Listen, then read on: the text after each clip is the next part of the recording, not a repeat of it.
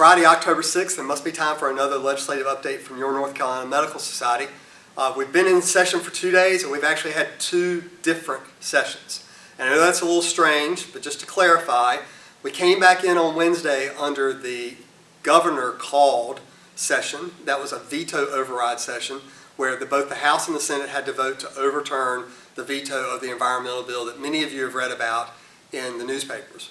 As soon as that was done, in order for them to do any other business, they had to adjourn and reopen in the session that had already been planned for this week, which was the extension of their regular session that included all those different areas that we've described in previous briefings, where they could take up previously vetoed bills, other bills that were in conference, other things related to elections or judicial redistricting, and that's exactly what they've done. They focused on 4 big areas the last little bit.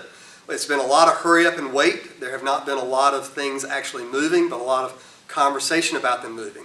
They focused on judicial redistricting, which has been all throughout the newspapers, and I'm sure you've seen that. They focused on some new election updates that would allow the unaffiliated population to actually get onto ballots faster with smaller numbers of people to qualify to be on ballots, as well as a number of other things in there. They've done a new appointments bill that would extend some of the appointments that the Speaker and the President Pro Tem have. And then they've worked on just a few other things like budget technical corrections, which is actually a whole bunch of stuff that's unrelated to the main things that we've been worried about them bringing up, which is Medicaid reform and the extension of the applicable insurance laws onto Medicaid reform. That stuff is still sitting out there waiting. So we're not sure exactly when that's going to be taken up.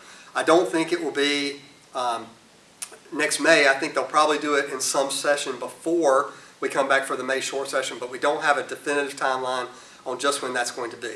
So until we have a better idea of when you should contact your legislators about those Medicaid changes, we've got 2 things for you to do this week.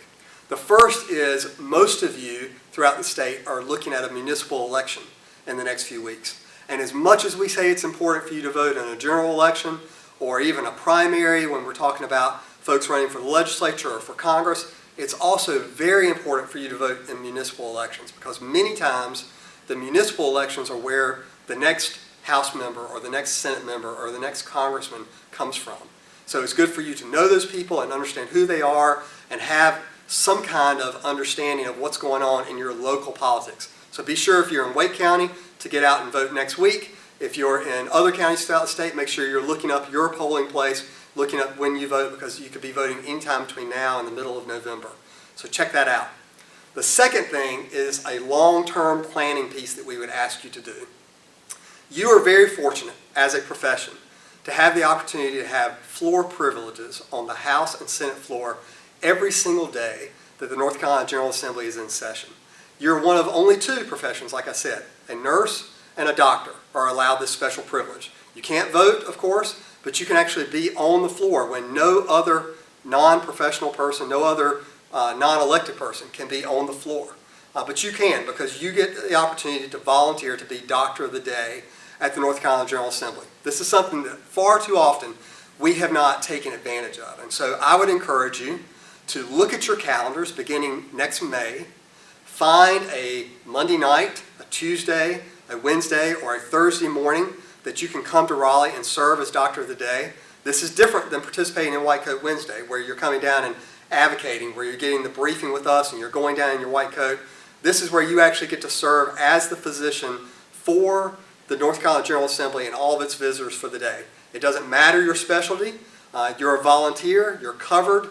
But this is something that we think is very important because you get that visibility on a regular basis down at the General Assembly. And if you're not there, then your absence is noted as much as your visibility is noted when you are there. So take the time. Look at May, June, early July, maybe into late July. Find a day that you can do this. Call up the Speaker of the House's office or call us, and we'll make sure you get connected to the right people and sign up to be Doctor of the Day next year. This is something that's really easy to do, really simple, doesn't take a lot of pressure, but is still promoting your profession to the General Assembly members day in and day out.